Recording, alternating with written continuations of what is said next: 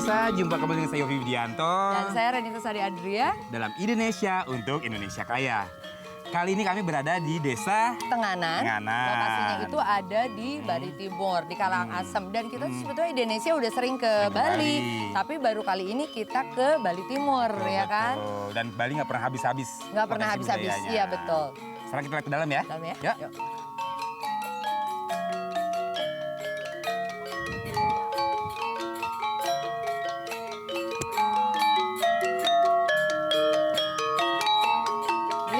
Iya. Kita ke dalam? Iya.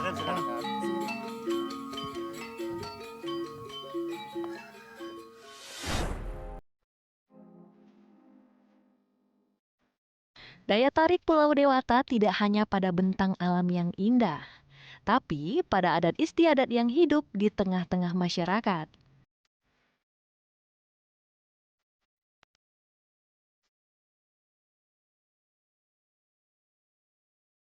Nah, salah satu desa yang masih kental nilai tradisinya adalah Desa Tenganan. Terletak di Kecamatan Manggis, Kabupaten Karangasem, sebelah timur Pulau Bali. Tenganan disebut Desa Bali Aga atau Bali Asli. Di sini hidup masyarakat Bali yang masih mengacu pada aturan tradisional adat atau awik-awik yang diwariskan nenek moyang mereka. Selain pesona desa yang alami, ada juga kain tradisional tenun pagringsingan, serta kuliner khas Desa Tenganan. Saksikan selengkapnya di Indonesia.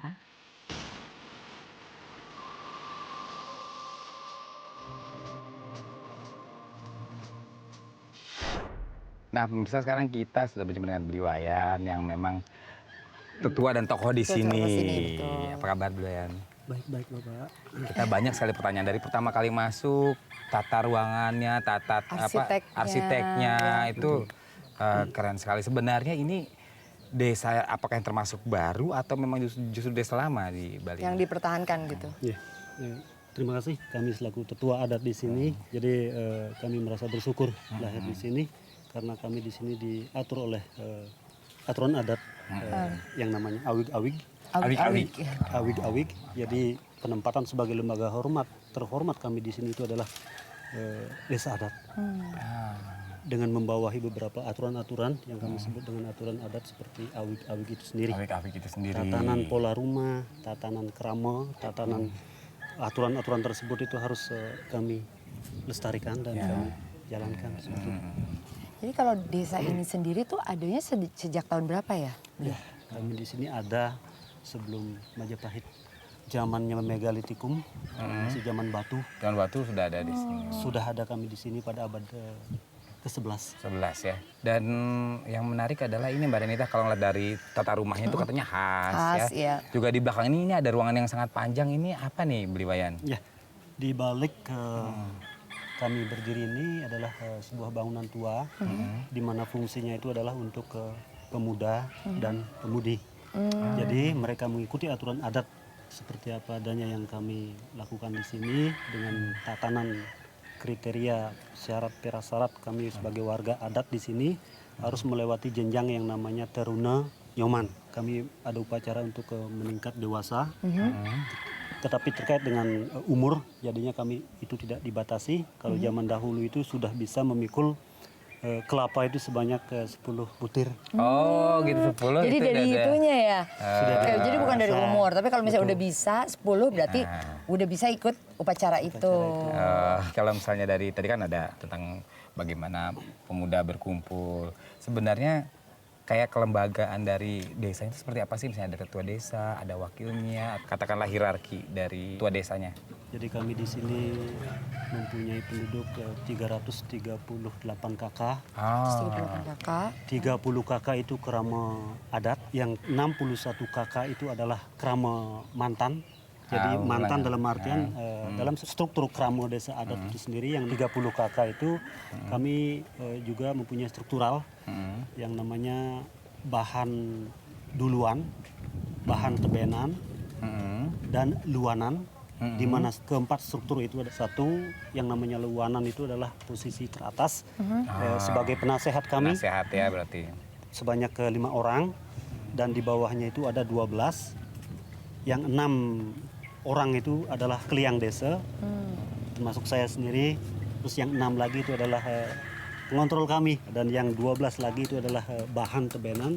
Orang-orang tersebut tuh mengambil pekerjaan kasar seperti mempersiapkan segala sesuatunya, seperti menangkap babi, sepertinya mengadakan bambu, sayur, Bangunan gitu mungkin? segalanya Oke. yang kasar-kasar. Yang kasar-kasar pokoknya itu ya. Itu struktural. Struktur organisasi ini ya di desanya. Lalu ini kan sekarang dinobatkan itu sebagai desa wisata juga ya Beli ya. Apakah ada semacam festival tahunan yang diagendakan yang mana dari luar itu seperti misalnya turis atau orang-orang lokal orang Indonesia yang bisa datang ke sini? Terkait dengan budaya kami di sini, kami sangat menerima apa yang namanya destinasi pariwisata untuk saat ini. Jadi pariwisata itu ada karena budaya. Ya. Dan bukan budaya itu ada karena pariwisata.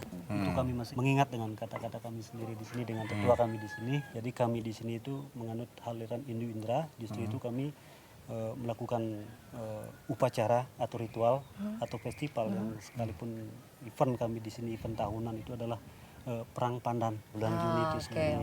Jadi kami itu rasa menghargai dan menghormati sebagai persembahan terhadap Dewa Indra itu melakukan dengan tarian Perang Pandan. Oh, Perang Pandan itu. Sama Mama Juni bisa kesini Mas. Iya, Lihat kayaknya deh, seru ya. Heeh. Beli yang membatasi desa ini dengan luar desa ini ada bentengnya kah Batasnya atau batas gitu. emang hanya digarisi oleh bambu-bambu gitu. Terkait dengan batas wilayah kami di sini dibatasi oleh pintu-pintu yang namanya lawangan, lawangan Kaje, lawangan Kangin, Kauh, dan lawangan Kelod yang ada di selatan seperti itu. Kita mempunyai di sini ada 3 banjar, Banjar Kauh, Banjar Barat, kemudian Banjar Tengah dan Banjar Tandai itu Banjar Timur. Nah, itu adalah batas wilayah kami di sini. Jadinya yang masih tradisional, yang masih yang dinamakan Tenganan Pegeringsingan, itu adalah penduduk asli kami di sini.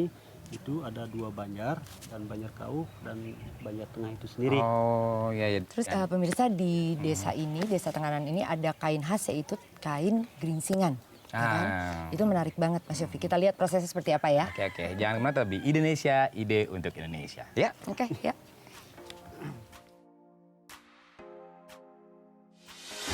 Untuk proses satu buat kain itu kan jadi 6 sampai 8 lembar. Satu sekali ikat seperti itu 6 sampai 8. Karena lebih kecil dari 6 itu mereka ngikatnya akan susah.